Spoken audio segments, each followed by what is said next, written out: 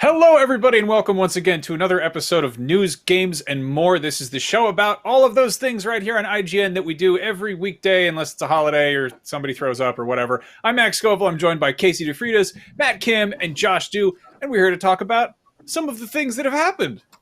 How's everyone doing? Things happened, Max? No way. I wouldn't go that far. It's been, I would say it's definitely, we're sort of on the verge of the big fall release times, and we still don't know when those next gen consoles are coming out. So, there's not always the most exciting news, but we do have some cool announcements. Before we get started, it's a very special day. It is Keanu Reeves' birthday, according to the computer. What? And happy birthday. I think we should all go around and say something nice about Keanu Reeves. Josh, I want to start with you. Yeah. Hey, Keanu. I know you're watching, and I saw you in movies, and I like those movies. So, hey, happy birthday. Hope there's more movies. You know, I've interviewed celebrities before, and that's exactly what I say when I haven't seen their movies. I don't know if you've seen any of his films. Matt Kim, what about you? Say something nice about good old Keanu Reeves. I think that he's rocking his age really cool, like, currently, you know? Like I think he's the type of 50-year-old man I'd like to grow up into. Nice. Yeah, that's a good argument. Casey, what about you? Hey, Keanu. I've just got a couple of things to say, but first and foremost, you're breathtaking, and I appreciate you, because the only thing I ever hear about Keanu is how freaking nice he is and excellent he is to everyone he meets. Did you know that he donated gave away most of his earnings from The Matrix to the special effects team? How cool is that? What a nice guy. Keanu Reeves is a nice guy. He's a good guy. My favorite thing about Keanu Reeves is in the movie Speed, how he saved all those people on that bus. Yeah, what a Except nice for dude. some of them died, actually. But it was a good movie, and I like Speed. Anyway, let's actually get into the news. First things first, as we put in the headline of the video that you're watching, we have some details on The Mandalorian Season 2, specifically when you can watch it, and it's on October 30th. That's when it's going How about to that? that's going to premiere. It's going to be on Disney Plus. Silent claps. Yeah, I don't know. Like, I always feel bad when we put up articles. It's like, here's when you can watch The Mandalorian Season 2, and then you click on the article, and it's like, The Mandalorian is coming soon, and it's just like, just say that, just say when it is, say when the thing is happening. We're not as bad as recipe website pages. At least we don't. We're not that Recipe bad. pages. By the way, I really liked The Mandalorian, and I watched it pretty regularly. And today we heard about when The Mandalorian Season 2 is coming The out. first time anyone saw Mandalorian was in the Star Wars Holiday Special over 42 years ago. But no, this is cool. I'm really, I feel like I woke up and Brian Altano texted me and was like, hey, Mandalorian's back October 30th. And I was like, thank God. Yes, we need some good news, something to look forward to. So that's cool. It's right around the corner. Here's the thing. So we got the big reveal, spoilers for Season 1, that the Mandalorian, aka Mando, his real name is Din Djarin, and the child, otherwise known to everybody who isn't working for Disney or Lucasfilm as Baby Yoda, I feel like they're going to give that thing a name. Yeah. Well, I think we should guess what the Baby Yoda is going to be called. Casey, I'm going to start with you. Ooh, You can just make any series of weird noises, and you're probably not too far. Yayo? No, Dio. Yeah. Dio. Okay. Dio. Josh, what about you? Like Dayo.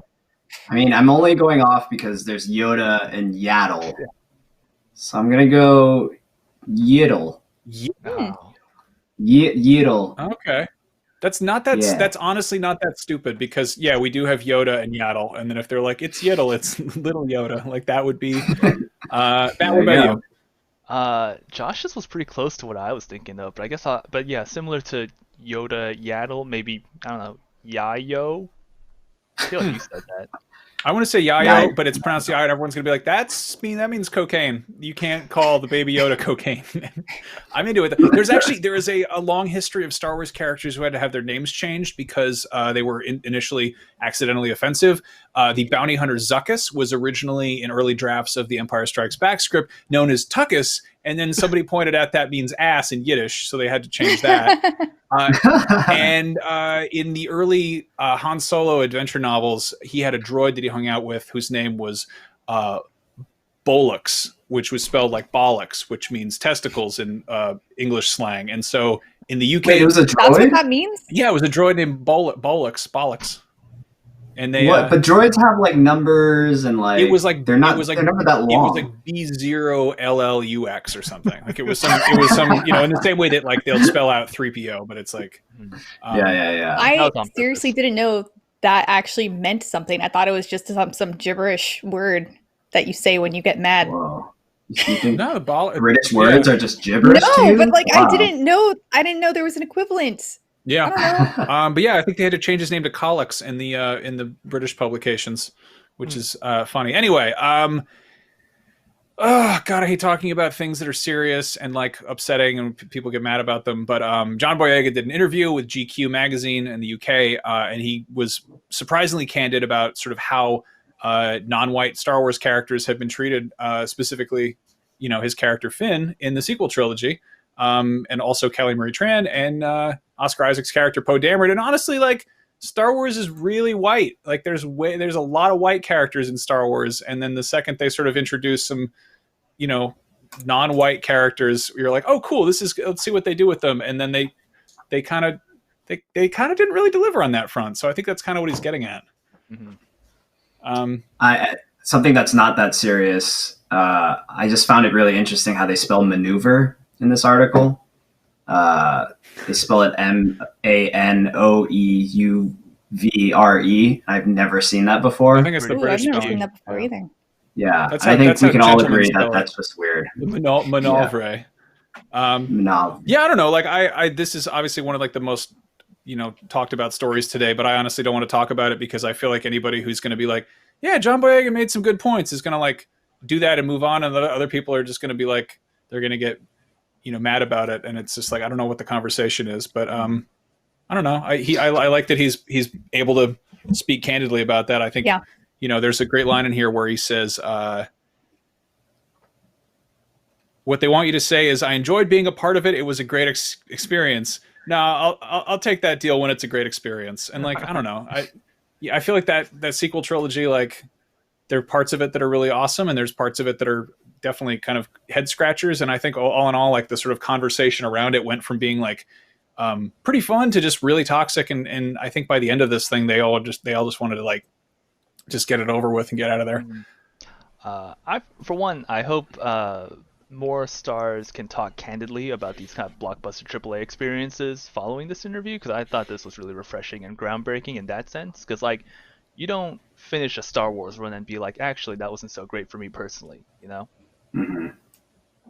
It reminds me of like George Clooney as Batman. Like everybody who watched it was like, he should be not proud of this. And then years later, he's like, yeah, it's pretty whack. And you're like, all right.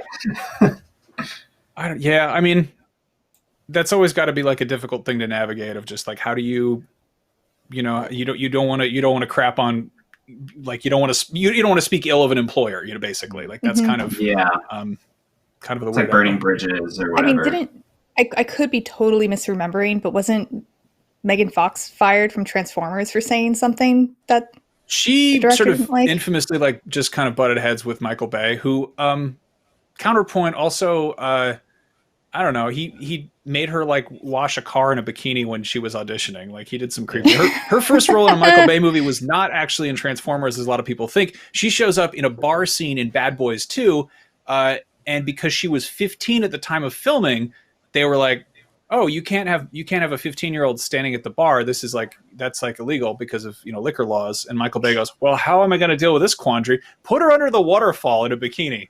So, yeah, weird move there. Well, but, yeah. Wow.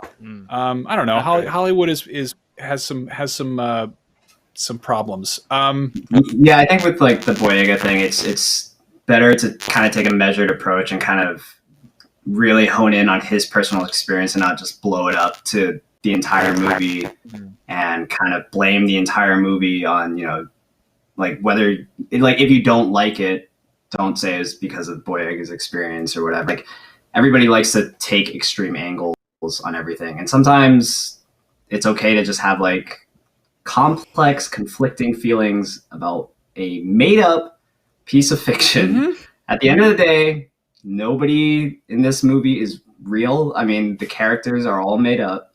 And so it's fine to like have discussions on these things, but just people don't take it too seriously. Yeah, well, a good place to have very nuanced, measured discussions is on a website where there's a 240 character limit, so you can just like fart out angry little thoughts without the full quote or context. So anyway, so efficient. Let's move on because I do want to talk about fun things that make people happy. Here's a non-story that we're going to do. Cyberpunk 2077 is not 200 gigs to install. There was some miscommunication. There was an erroneous screenshot floating around that made it look like it was going to take up 200 gigs on your hard drive. And somebody from CDPR sort of sounded off on that and said the game won't take up 200 gigs. You can expect the required hard drive space to be on par with other modern titles. It didn't reveal exactly how big the game is, but system requirements for Cyberpunk 2077 are quote unquote coming soon. So, 120 gig, whatever. Yeah, it's interesting they said similar on par with modern titles because that ranges so significantly. I mean, I guess Witcher 3 is a few years old, but that's 50 gigabytes. But then you look at modern Call of Duty Modern Warfare, and that's 107. And then you get Destiny 2 with all of the expansions, and then that's like 175? Yep. And Elder Scrolls Online, I guess those are online games with massive expansions, but those are all pushing more than 150. So yeah, I guess we're looking at something between 100 and 200. Yep, it's I think it's going to be over 100 for sure. Oh, for sure. What was Red Dead? Red Dead was massive. I remember. Red Dead. It was 100.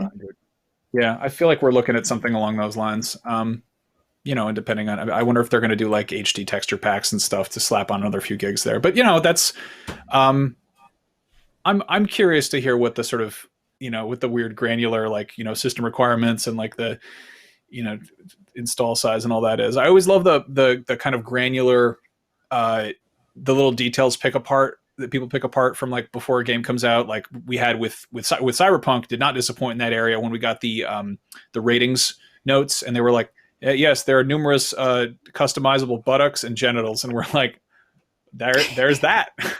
What do you know? Yep, sure enough. In other Cyberpunk news, here's one that's funny. There's going to be an official Rockstar energy drink, which is going to be called Samurai Cola. This was announced this morning. Here it is. Look at this. Picking up that can of Rockstar Energy. This is hot on the trails of Death Stranding's official Monster Energy drink crossover. Now we've got Samurai Cola. So the thing about this, I just feel like cola is not a futuristic beverage. Mm-hmm. Like what is it? It's old timey. Beverage. Well, it's funny you ask. I actually have the World of Cyberpunk book here in front of me, and there are several beverages in here that they mentioned. First of all, one of the most Cyberpunk things of all, real water, which is definitely bleak. Yeah, like they have. It's weird because this is like totally. Yeah, let's see this again. Let me see if I can show this off.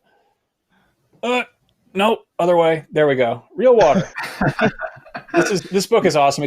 This also kind of I worried that some of the sort of early Cyberpunk stuff we saw was definitely kind of try hard and kind of too self-serious. And based on what's in this book, I think it's going to have a lot more kind of Wall-E and Idiocracy to sort of balance out its Blade Runner and Ghost in the Shell. Nice. That's great. Where is it? But there's also Mountain Dew Baja Blast. That's a pushing Cyberpunk. That's definitely that's that sort of 80s futuristic mentality. Yeah. This isn't a soft drink, but check this out. Sorry, there's a lag. There you go. Set sail for flavor. Yeah, it's like some sort of Cyberpunk taco pouch that you can have in the game. I guess you can chow down on some real future food. Look at that. I love this. Yeah. And then I think my favorite one here. I don't know. I'm actually not sure if we can show this. This is I'm going to cover up half of this image. Viewers, hide your kids. It's called Abydos. It's to warm you up, and now available in king size. And where my hand is, there's a man holding the bottle over his crotch and what appears to be wearing a Speedo, so it's some sort of phallic imagery there. But I don't know. Yeah, I feel like Rockstar Samurai Cola is fairly tame compared to what's actually going to be in this game. Now I'm kind of disappointed. I just wanted to. Yeah, I would like some real water. I just want to call it to the chat real quick. So those who are just coming in who may have missed the conversation about how big is Cyberpunk, we are predicting between 100 and 200. It is not 200 gigs as confirmed by the creators, but they said it's equally similar to modern games, which is between 100 and 200. So and they said that full specs are coming soon. Mm-hmm. And also here's another Cyberpunk beverage. Which one is that? Milk. Milk. It still says milk. It's got milk. Wow. That cow looks totally normal too. Also, I want to point out that that's not a cow. That's a bull, my friends. Oh no! It's bulls. Bulls milk. Yeah. All right. That's a scene from Bulls Kingpin. don't make milk. Yeah. So anyway. Hey, what do you know? I don't know what nothing. Do you know that we don't know? I know nothing. You know something about bulls? You holding out on us?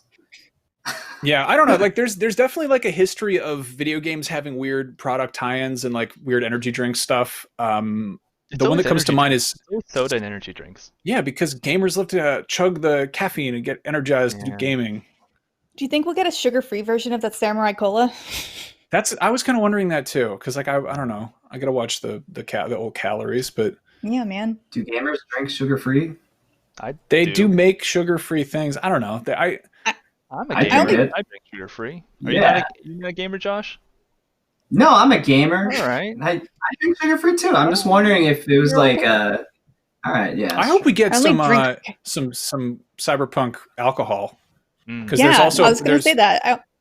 I only drink calories if there's alcohol in it. So give me some of I was that. gonna say like there should be more like alcohol cross marketing, but I was like, oh well, maybe most gamers like can't, they're not old enough to drink yet. And then I was like, well, hold on, Cyberpunk is like very much like it's got for the mature customizable audience. genitals. I think they did a run of Witcher wine. And there's there's Game of Thrones beer, there's Game of Thrones wine. There was a Blade Runner 2049 run of Johnny Walker. There was an Assassin's Creed wine set. Oh yeah, that was terrible. We had some.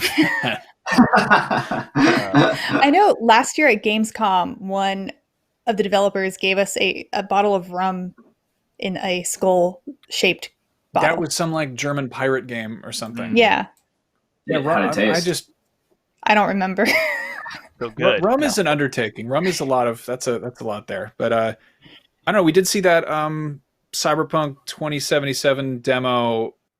I think this is posted, but there's a whole scene where you go to the bar and you can order like a cocktail, and I like that they've made cocktails in universe, and I'm excited to try to make those in person.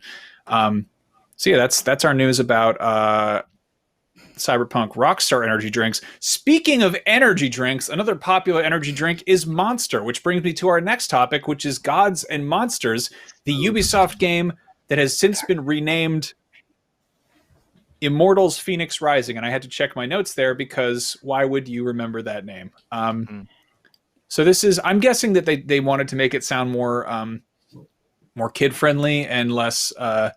I don't know. I imagine there's some moms that would cock an eyebrow at the word God in a video game title. But that's true. Yeah. But I think it also is following that weird naming convention where everything is so like there's so many things on the internet and there's so many like you have to name something really specifically to like capitalize on its SEO. So I think this is that same sort of Horizon Zero Dawn. Really just making sure those words are in that order so you own all the talk about it. It does make our lives a lot easier. Like, for example, I'm trying to write wiki pages for Tell Me Why, and like you have to put game after Tell Me Why for any of those to make sense. So trying to put like Tell Me Why game on all the pages is kind of it's fine. It just doesn't read eloquently, but SEO is important. Mm-hmm. No, it's a weird one. This game I'm really curious about this because it looks like it looks like Breath of the Wild, but with like Greek mythology stuff. Mm-hmm. I think we're getting Go ahead. Sorry, I keep interrupting you. No, go for it. But no, this game looks really cool. We first saw it in E3 2019, which feels like 20 years ago at this point. But I was also thinking like maybe they had to change the name because they legally couldn't call it Gods and Monsters. Like maybe they couldn't actually get the license for it that they thought they would be able to. So then they had to change it to something. And I wanted to point out that it's Fenyx spelled Fenyx, not the normal way. Well, there's probably a million things called Fenyx Rising out there already with the conventional spelling. Because that's what they do. They rise from the ashes. Fenyx Rising. Yeah, what is Gods and Monsters otherwise? I feel like that might be... Fenyx Rising is a football club. Gods and Monsters is an Ian McKellen, Brendan Fraser movie about the guy who directed Frankenstein, James Whale, who had a secret gay lifestyle. That's Immortals was a movie from 2011. Jason Momoa's in that, isn't he? Oh, is he? Maybe not. I might just be thinking of a different movie. I don't know. Aquaman. Henry Cavill's in it. That's what I was thinking of. Superman, not Aquaman. But yeah, I don't know. We're gonna get a better look at Immortals: Fenyx Rising pretty soon. I think Ubisoft is doing their big Ubisoft Forward, and they're going to show off a bunch of new games. Which that is September 10th at 12 p.m. Pacific time. I'm excited about this. I feel like we're going to get a whole lot of next-gen stuff there because Ubisoft has a pretty serious track record of really hammering hard on launch titles. Yeah, I'm hoping... we already know what their big fall slate is, which is Watch Dogs and the next Assassin's Creed. I'm hoping maybe we'll get a tease of something further out, but who knows, Division 3. I'm not a Division fan. I don't know why I would say Division 3, but wasn't there like there was a game that was called like Quarantine, right? Oh, the Rainbow Six spinoff. Yeah, I can't imagine that's in a good place right now. I like Rainbow Six Siege. This was supposed to be like a single player or like a local co-op kind of experience, which I'd be way down for because I'm awful at Siege. Siege is very hardcore, and I am bad at it, but I like it. I'm into it. Moving on, Casey, this is probably something you can speak to because you host Nintendo Voice Chat every week. Nintendo Switch eShop is getting some customer-friendly improvements, which is changing its pre-order policy. Can you explain this to us? So this actually completely blindsided me. I think this says that these changes have made without much fanfare. But from what I can tell, now when you pre-order something on the eShop, you will not be charged for it until 7 days before. And if you don't have enough funds available, something else will happen. But anyway, what this means is that you can cancel up to before those 7 days without any consequences. So you can pre-order the game and then kind of sit on it up to a week before. And as long as you cancel the pre-order before those 7 days prior to release, you will get your money back. You wouldn't have paid any money by then. So you'll be off the hook for paying the money if you've pre-ordered it. But once it goes beyond that 7 days and you've paid the money, you still can't get a refund. So just make sure to it's like getting a subscription and making sure to remember to cancel before that, subscription date hits again. And I think it said something about if the total pre-order amount exceeds the maximum limit of available funds, which is $200, then automatic payment cannot be carried out. So, yeah, there's a lot of stuff going on. Like I said, this blindsided me as well. I actually did Nintendo Voice Chat today, and we didn't even talk about this because we didn't know this happened until we got out of the show. This seems like some pretty classic sort of weird Nintendo, like I don't know, like real like physical in-person pre-orders. You can just not buy the thing, right? Like yes. You can just be like, I don't want it. I changed my mind, or I'm broke, or whatever. Also, a big piece of context I totally didn't put in that explanation is that previously you would be charged immediately. So now the charge won't go through until it's 7 days before the game's release. So big chunk of information that I was missing in there. But that seems like like a step in the right direction for Nintendo, but that's like up there with like friend code logic of just maybe don't charge people for the thing that isn't out yet. Like just don't do it. Do it when it comes out. Yeah. Mm-hmm. Well, that's why Amazon doesn't charge until the game ships. So just that kind of preferable. That does sound like just some weird Nintendo thing. Yeah, that's classic Nintendo. Apparently, I was reading the article about this. I think that there's been efforts in other countries to try to make this sort of behavior illegal. And I'm definitely, I don't love the fact that you basically can't get refunds on digital stuff. Yeah. I think it's Oh, can you? Yeah. I mean, I think a lot of companies hide that fact, but yeah, in California, if you like cancel a subscription or something, they will refund you like the remainder of your fees for the month if you have like 20 days left on your monthly subscription, something like that. But I know that that's a California only digital refund policy. I mean, that's with a subscription though. Like I'm talking like, I don't know, if you pre-order a $60 game and it sucks, like there's no alternative there. Right. But I know you can't. That's only here. Like if you cancel a digital subscription in like Georgia or something, you won't get that money back. If you cancel the same subscription in California, you can get that money back. What? Yeah, California has a lot more consumer protection laws in general. Same thing with subscription services, like I don't know, like Fabletics or any of those like wine subscription things. Legally, if you operate in California, you have to have somewhere on the website where you can just click a button and cancel. You have to be able to do it online. You need to not have to call someone to do it. And there are some companies that are definitely not doing that. But I did want to mention that even if you purchase a physical copy of the game, if it is new, generally once you open it, you can't return it. At least that was the policy at GameStop, which is why buying pre-owned at GameStop was better, because then you could return it in 7 days if you didn't like it. But so I did that. I did that too. I bought a pre-owned game and beat it in 7 days, and then I just returned it. I'm sure very, very, very many of us all did that. I wish there was a way that you could give people, like if they're going to treat sort of the license for a game as just a, like, you pay $60 for the digital thing and it's yours to own. Like I would love it if you could just, like, if you could trade games with people, or if you could just full on give it and be like, I can't play it anymore. It's now my friends, and it's like Yeah. that's never going to happen because that completely flies in the face of letting people share and enjoy things and have a happier life together with friendship and also capitalism. But like, I don't know, that'd be nice. It'd be kind of cool. I know it's a silly word and it's definitely out of fashion because it's no longer 2018, but I think that was one of the promises of blockchain back when they were talking about it nonstop. It was like, this is your digital thing and it's only yours, but if you give it away, it can never be yours again, And that was one of the promises for video games. No backsies. No backsies, yeah. Well, that was I remember with the Xbox One, when they were talking about it, they were talking, even if you had the disc, they were originally planning on if you put the disc into your system, it would then be attached to your profile, and then that disc wouldn't be usable by anyone else's profile. Yeah, people got real mad. Sony made that video that. of just them passing a game back and forth and being like, "That's how you share games." Pop, pop, pop. Shots fired.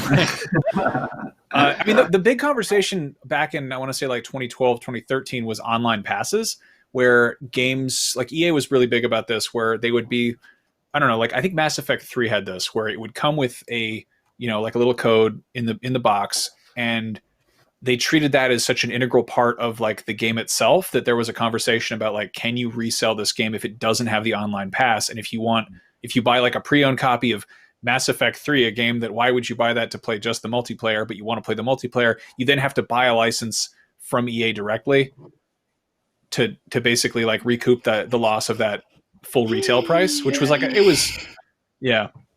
I felt like that disappeared pretty quickly.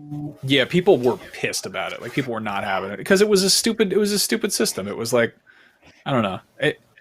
Yeah. Anyway, I wanted to call it a comment from our YouTube chat, which I am monitoring. Luis Enrique de la Pena says, could they change the amount of time when you buy a digital game? For example, 72 hours after you buy it, you can get a refund. And I think that'd be a great idea. You can have the game for 72 hours, decide if you want to keep it or not. But I guess that would just be this, if they just did extended demos for everything where your progress would carry over, that'd be essentially the same thing. Like that Dragon Quest 11 demo was like really beefy. Mm-hmm. Yeah, I think Steam has a similar policy where as long as you don't play more than 2 hours of it, you have 2 weeks to get a full refund for it. And like, ooh, I like that. People abused it. I know there were some games like really like indie games that you can that you can only play for less than 2 hours. I remember some people were like, "Oh, I'm gonna play this indie game that's like an hour and a half and then return it for all my money back." I'm gonna speed run Gone Home and then that's really mean. cash in on that. Yeah. I think there's some moderation now. I think because there is a reviews process. Like I've returned a few Steam games, mostly because my PC couldn't run things. And there is like a waiting period where they're like, we have a case manager to like look over your refund request. That goes a long way, just having to talk to a human being or have to like interact with anybody to just be like, you trying to jerk us around, trying to get free games. Anything else for the chat over there? I feel bad I don't have the chat open in front of me because I'm a bad host. Here's some news. Let's talk about. I always would prefer to talk about the fun games as opposed to the boring business side of stuff. No Man's Sky developer Hello Games is allegedly working on a huge, ambitious new game. They did an interview with Polygon, and founder Sean Murray explained that they are now made up of 26 people, and 3 of them have been working on the new Hello Games short, The Last Campfire, which I think just came out. And then the remaining 23 are split between working on new updates for No Man's Sky and a brand new project, which is apparently a huge, ambitious game like No Man's Sky. Yeah. And it's not a sequel. This is good to hear. That's crazy. This makes me happy. Yeah, I'm really excited. I think. Have you guys played No Man's Sky recently? It's great now. Not in a while. Yeah, I know they just now. came out with a really big expansion called Abyss, where you do underwater spooky exploration. No Man's Sky currently is what No Man's Sky was advertised at launch but didn't deliver, but right now is probably the best time to play it. Yeah, that's what I've been hearing.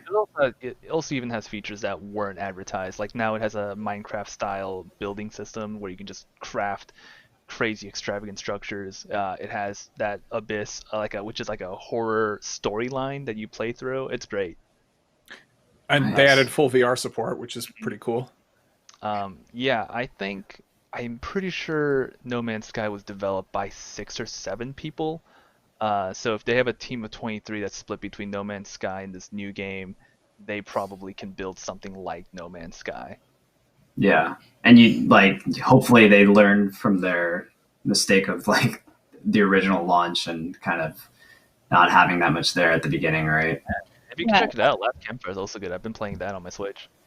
Yeah, apparently originally the No Man's Sky team only had 6 people, which is crazy. And I think that's done so dirty. Like people, like I get that they overpromised and underdelivered, but then they actually followed up and like proceeded to completely like produce an incredible game. And it's like I don't Right. know, I don't know where the blame for that fell. I don't know if that was them being sort of overly ambitious or just weird marketing, or if that was a little bit of like Sony influence, being like really hyping it up.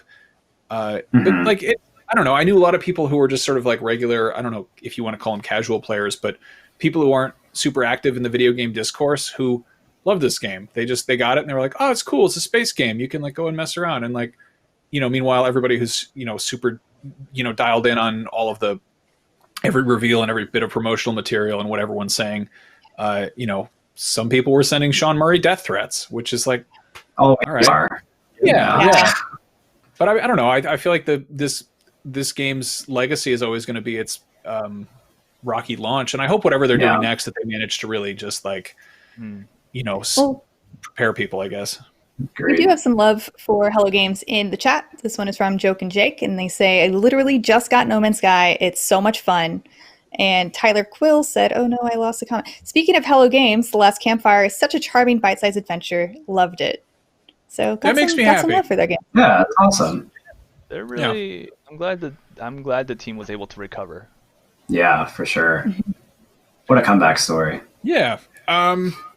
So going back to another game that's been getting lots of updates and all that stuff, Dead by Daylight is going to be getting a visual overhaul ahead of its holiday 2020 next-gen release with a series of free updates coming to the game over the next year. Here's the fun part. Current-gen owners will automatically be given a free upgrade to the next-gen versions of the game. So if you have it on PS4 and you buy a PS5, you have it on PS5. That's wonderful. That's how that should be, I feel like. I have a question. If you have the game through PS Plus membership and then get a PS5, do you still have it? Because you do, right? I think that counts as ownership. Yeah. Counts as ownership. I mean, their big thing is like they want to have an active player base, because that game is not fun if you can't find people to play the game with. Yeah. I picked it up for the first time when they dropped in all the Silent Hill stuff. It's fun. I mean, I also love that they've got this they've got this greatest hits of like monsters in there, which is pretty cool. I don't know. It feels like I guess horror licenses are just sort of pretty affordable these days. But like in the same way that like Mortal Kombat was like, yeah, let's get Predator, Leatherface, where's Waldo, like a T-1000, like they're just getting like everybody in there, and it's like it's kind of cool that I played the Stranger Things one, which was I think it was kind of weird. Like obviously I think they've got some I think they do some little like microtransaction packs, but well, that's how you keep a game going. But this is a good look to be putting your game on next gen and then just be like, you can have it if you already have it. Good to go. That's awesome. Yeah. So with that, I think that's really all the big news today, unless I'm forgetting anything. Was there anything else that you guys wanted to call out that you happen to see today? That Desta doesn't have B-roll for? Or you want to call it a day? We could call it a day. I think we're good. I think that was good. Yeah. I had a salad for lunch. Can we talk about that? I was going to have a salad and I just didn't, because life is short, man. I had a smoothie for lunch. I feel you. So Yeah. Smoothie for lunch. Yeah. Nice. currently drinking it. I had a smoothie for breakfast. That was my healthy part of the day. So, there's that. Yeah, thanks to everybody who came and hung out in the chat and, watched us, just spin our wheels about, there's the salad. Look at that. Destin with the B-roll. That's How a did you delicious get into my salad. Is apartment? that like a nice caprice? That's like How'd you take a photo of my salad? That's crazy. Tomatoes. What? That's a lot of cheese. Is that cheese or croutons? I know it's Cheese. Those are just portion it's control. slobs of tofu. Oh, Here, yeah. can you put it This is underneath me? the I'll eat worst. it. That's enough of this. Just Grab my salad. Eat it there. all right. Well, I'm- thank you all for hanging out and chatting. If you want more news, games, and more, they will do another one of these tomorrow at the same time, and then shortly after that, I'll be doing Up at Noon with Brian Altano. We're going to be talking about dolls. Guess what, everybody? Batman's the Green Lantern now. How could this be? What? We'll find out. I don't know. What? It's because of Elseworlds and Greg Capullo being a wingnut. Anyway, thank you all for watching, and good night.